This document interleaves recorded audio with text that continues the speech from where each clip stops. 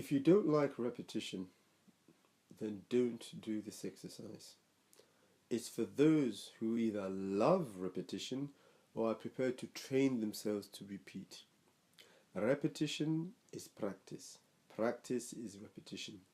Doing a thing over and over again is the best way to improve and develop. And observing and visualizing these counters is exactly the same thing. There is nothing else to it. There's no quick way, there's no speedy way, there's no shortcut.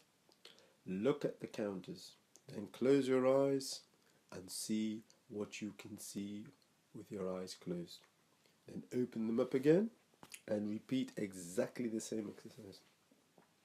So, if you're thinking that this exercise you can do speedily, you are just deceiving yourself, and you shouldn't have attended this workshop. This workshop is for those who have common sense and realize that everything has to be worked at.